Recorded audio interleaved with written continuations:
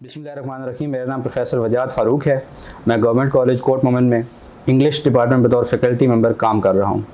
CSS के हवाले से मेरा 4 साल का एक्सपीरियंस है और मेरे साथ मौजूद हैं प्रोफेसर इमरान साहब जो गवर्नमेंट नवाज शरीफ कॉलेज में इंग्लिश डिपार्टमेंट में ही काम कर रहे हैं। CSS कोचिंग के हवाले से सर का जो एक्सपीरियंस है वो मोर देन 16 ईयर्स एक्सपीरियंस के साथ मौजूद हैं।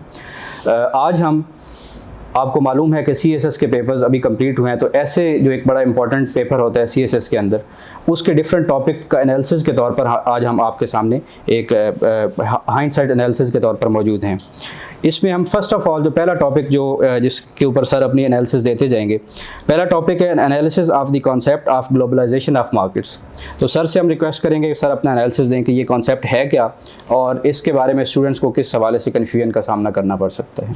अच्छा, ये जो पहले वाला है ये तो इंटरनेशनल रिलेशंस, करंट अफेयर्स और उसके अलावा फिर इकॉनमी का एक इम्तजाज, एक ब्लेंड करके उसने एक टॉपिक दिया है। तो ग्लोबलाइजेशन ऑफ द मार्केट्स ये तो काफ़ी अरसे से चल रही है और 1980s में ये प्रोसेस बड़ी तेज़ी के साथ आगे बढ़ा, जिसको न्यू लिबरलिज्म के नाम से भी जाना जाता है, हाइपर ग्लोबलाइजेशन के नाम से भी जाना जाता है। तो इसमें हमने उसके प्रोज एंड कॉन्स बताने थे कि अगर ग्लोबलाइजेशन मार्केट्स की हो रही हैं और फिर उसके कौन कौन से बेनिफिट्स हैं या फिर उसके कौन कौन से डिसएडवांटेजेस हैं। अभी रिसेंटली मेरा एक लेक्चर पूरे का पूरा इस टॉपिक के ऊपर मौजूद है। अगर ऑडियंस में से कोई ये चाहता है कि इसमें हमारा point of view Iqra Academy का आपको चाहिए तो वो मैं आपको रेफ़र करूँगा कि आप वो ज़रूर सुने और उसको देखें। बहरहाल इसके बारे में कोई भी एकेडमी पाकिस्तान में एक्सपेक्ट नहीं कर रही थी कि ग्लोबलाइजेशन ऑफ द मार्केट्स या जो मार्केट्स और ग्लोबलाइजेशन का आपस में प्रोसेस है और इकोनॉमी के हवाले से, क्योंकि अगर आप एसए का पेपर इसको देखो तो 2-3 टॉपिक्स जो हैं इकोनॉमी के हवाले से, ग्लोबलाइजेशन और इंटरनेशनल पॉलिटिक्स के हवाले से आए हुए हैं। तो एक चीज़ तो ये है कि मुझे बहुत सारे स्टूडेंट्स कहते थे कि अच्छा सर गैस बताएं। तो मैं उनको यही कहता था कि गैस वही है जो बाकी पाकिस्तान की सारी एकेडमीज़ ने दिया हुआ है। डेमोक्रेसी के ऊपर आएगा, इसी हवाले से एजुकेशन के ऊपर आएगा, वही ह्यूमन रिसोर्स डेवलपमेंट, वही चीज़ें, इवन फेमिनिज्म के बारे में। लेकिन एस्पेक्ट उसका कौन सा होगा, डायमेंशन कौन सी होगी, ये उसी को पता है। और गैस के हवाले से एक इम्पॉर्टेंट चीज़ ये है कि अगर किसी ने 2-3 साल नहीं पढ़ा या कम से कम उसकी रीडिंग वाइड नहीं है, तो अगर 1 महीना पहले भी आपको एक टॉपिक बता दिया जाए कि यही आना है, तो फिर भी आप पास नहीं कर सकते उसको। उसकी वजह यह है कि जब आप बैठते हो लिखने के लिए तो आपकी पूरी ज़िंदगी का साथ साथ में एनालिसिस हो रहा होता है, आपकी अपनी रीडिंग का एक ग्लिम्प्स नज़र आ रहा होता है, आपने ओवरऑल एक फ़िलॉसफी अपनी लाइफ की उसके अंदर देनी होती है। तो एक तो ये है। सेकंड कौन सा है? सेकंड हमारा जो टॉपिक है वो है digital democracy, social media and political participation. अच्छा वजाहत, एक इम्पॉर्टेंट चीज़ है, आप मेरे कॉलीग भी हैं, तो एक इम्पॉर्टेंट चीज़ ये है कि डेमोक्रेसी के बारे में हर एक ने दिया था। किसी ने कहा डेमोक्रेसी की एक डायमेंशन दी, किसी ने डेमोक्रेसी की दूसरी डायमेंशन दी, और फिर बाद में ये अजीबोगरीब बात लगती है कि वही एकेडमी कह रही होती है कि देखें डेमोक्रेसी पे मैंने बता तो दिया था। लेकिन देखें वो आ भी गया। तो भाई इन्हीं के ऊपर ही आना है टॉपिक्स। अब कोई कहे कि मैंने जेंडर स्टडीज़ के ऊपर या जेंडर इक्वालिटी के ऊपर टॉपिक बताया था, देखें आ नहीं गया। तो आना तो इसी के ऊपर ही है। अगर आप 5-6 साल के पेपर्स आप उठा के देख लें तो तकरीबन आपके रेपिटेटिवली यही मेन टॉपिक्स हैं जो आ रहे हैं, मगर डायमेंशन वो क्या देगा। अब बहुत सारे स्टूडेंट्स जो एक टॉपिक करते हैं और बहुत सारी डायमेंशंस वो कहते हैं जी मैं किसी भी डायमेंशन से मैं कर लूँगा, वो भी एक नुकसानदेह बात हो जाती है, क्योंकि वो अपने आप को रिस्ट्रिक्ट कर लेते हैं एक ही टॉपिक के साथ। तो बहरहाल डिजिटल डेमोक्रेसी कि किस तरह से हमारा सोशल मीडिया पॉलिटिकल पार्टिसिपेशन को बढ़ा रहा है, एक इंक्लूसिविटी। देखिए जब आपकी क्रिटिसिज्म होती है, क्योंकि सबसे इंपॉर्टेंट चीज़ है फ्रीडम ऑफ एक्सप्रेशन डेमोक्रेसी में, आपकी टॉलरेंस, जस्टिस, सेल्फ अकाउंटेबिलिटी, बल्कि स्टेट इंस्टीट्यूशंस की अकाउंटेबिलिटी सारी की सारी किससे बनती है, जब आपकी पॉलिटिकल पार्टिसिपेशन होगी ग्रास रूट्स लेवल के ऊपर। तो सोशल मीडिया या डिजिटल डिवाइसेस ये ग्रास रूट्स लेवल के ऊपर पॉलिटिकल पार्टिसिपेशन को इंश्योर करती हैं। आपका एक टीनेज लड़का भी आज न्यूज़ रिपोर्टर बना हुआ है, बिल्कुल, आके एक क्रिटिक बना हुआ है, इसका मतलब ये है कि उसकी भी पार्टिसिपेशन हो रही है, उसका भी एंगर वेंट हो रहा है। अगर आपका एंगर वेंट होता है तो एक तरह से सोशल मीडिया एक सेफ्टी वॉल्व है कि प्रेशर कुकर फटे ना, और डेमोक्रेसी के सामने एक बहुत बड़ी ढाल है ये। और अब आप डेमोक्रेसी, यानी डेमोक्रेसी का कल्चर मैं बात कर रहा हूं, और कल्चर क्या है? टॉलरेंस, इक्वालिटी, जस्टिस, ठीक है, बेनेवोलेंस, वेरासिटी, यही है जी कल्चर, डेमोक्रेटिक कल्चर है। तो जो कल्चर है वो ख़त्म नहीं हो सकता as long as you know digital devices या फिर ये concept of social media remains in the world, तो ये ख़त्म नहीं हो सकता है। तो ज़ाहिर है इसको इसी के साथ कनेक्ट करके हमने इसको लेके चलना था। इसके ऊपर भी मैंने एक लेक्चर पूरे का पूरा रिकॉर्ड यूट्यूब के ऊपर करवा दिया हुआ है। You can refer to that lecture if you want to watch and listen to different points about digital democracy. जी, बड़े खूबसूरत तरीके से सर ने डिजिटल डेमोक्रेसी को लिंक किया, जो ओवरऑल कॉन्सेप्ट ऑफ डेमोक्रेसी है उसके साथ। जो हमारा नेक्स्ट टॉपिक है वो है global trade and trade policies of China. तो सर की उसके अब आप देखें, पहले वाला टॉपिक भी कुछ इसी तरीके था, मैं इकोनॉमी ग्लोबलाइजेशन, ये दूसरा भी इकोनॉमी ग्लोबलाइजेशन। तो इस वक्त जो जियो स्ट्रेटेजिक जो सिग्निफिकेंस है that has been linked with Jio economic importance, उसका बहुत बड़ा रोल है, क्योंकि ज़ाहिर है चाइना की पॉलिसीज़ बहुत इम्पोर्टेंस वो रखती हैं आने वाली ग्लोबलाइजेशन में, क्योंकि दुनिया कह रही है जी ग्लोबलाइजेशन रिसीड कर रही है। वेस्ट में वाइट सुप्रीमेसिस्ट्स अब इमर्ज हो रहे हैं, फिर प्रोटेक्शनिज्म, खासतौर पे ट्रंप के एरा में प्रोटेक्शनिज्म बहुत ज़्यादा अमेरिका की तरफ से हुई, अमेरिका ने डीलिंग करना शुरू कर दिया, एंटी ग्लोबलाइज्ड पॉलिसीज़ चल रही हैं, क्योंकि अपनी इकोनॉमी जब आपकी ब्लोट करना शुरू कर दे तो फिर आप प्रोटेक्शनिस्ट हो जाते हैं। Protectionism, trade wars, trade barriers, इसका क्या मतलब भला? इसका मतलब ये है कि globalisation is on the trajectory of recession. ठीक है। चाइना की पॉलिसीज में कुछ ऐसी पॉलिसीज भी हैं जो इस ग्लोबलाइजेशन को इंश्योर करेंगी नेक्स्ट सेंचुरी में भी और इस सेंचुरी में भी। खासतौर पे उसका BRI, belt and road initiative, एक एम्बिशियस प्रोजेक्ट है, लेकिन उससे ये हमें पता चलता है कि globalisation is now a concept which will never recede.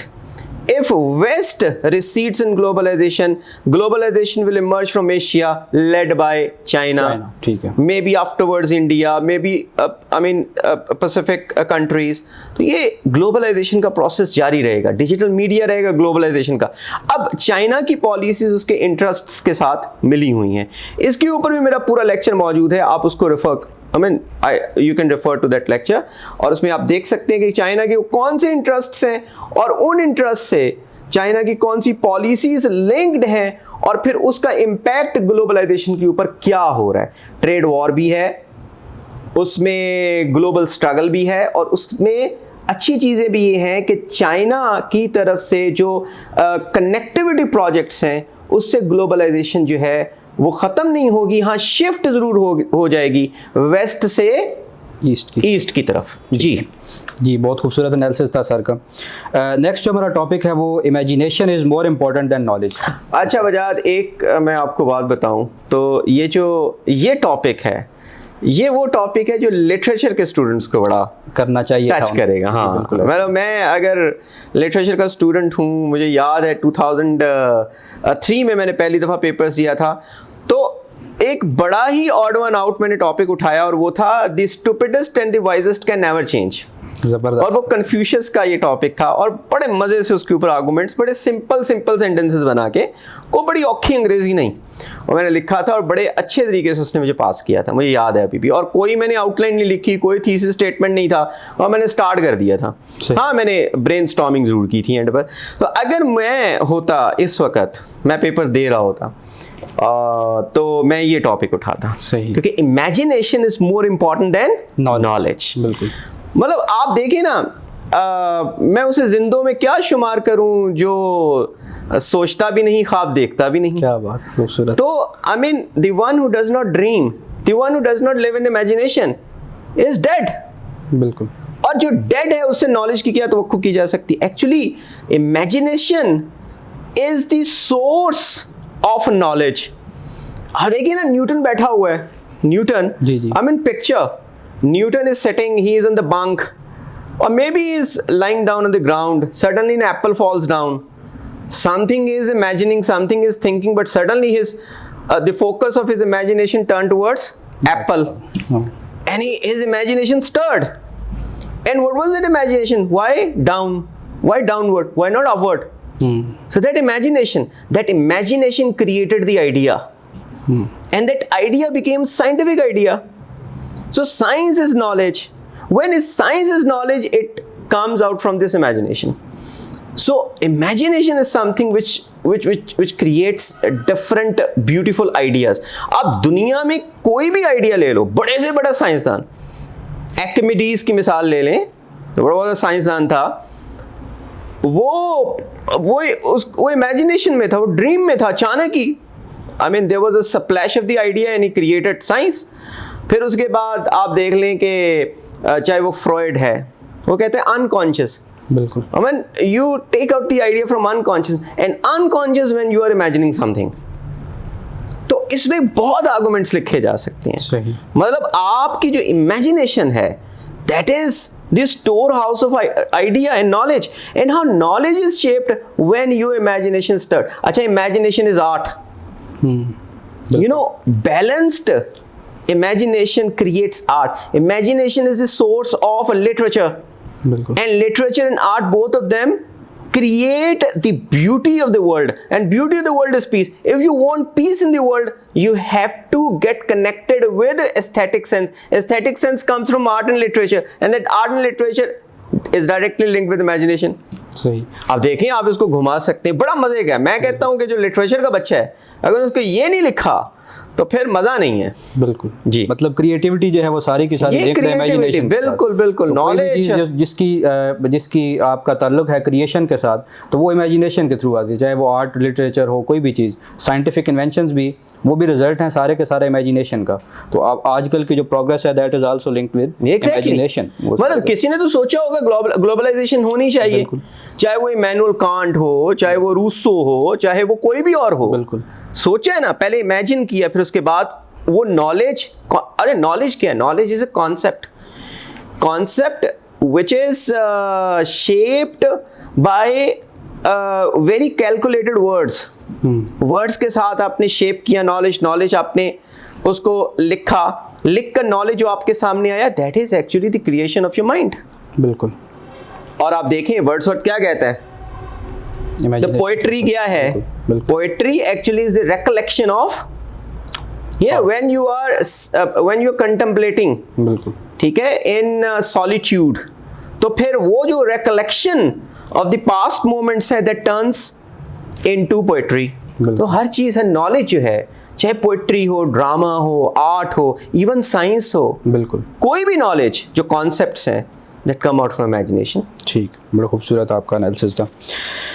Next जो हमारा टॉपिक है वो है global politics and international relation. Once again global, जिस तरह सर ने पहले फोकस किया कि तकरीबन हर टॉपिक के अंदर कोई ना कोई ग्लोबल पर्सपेक्टिव मौजूद है. तो सर से जानते हैं कि global politics and international relations, इसके बारे में आपकी क्या राय है? अच्छा, ग्लोबलाइजेशन के ऊपर वैसे युवाल नोह हरीरी को हर स्टूडेंट को पढ़ के जाना चाहिए. ठीक है.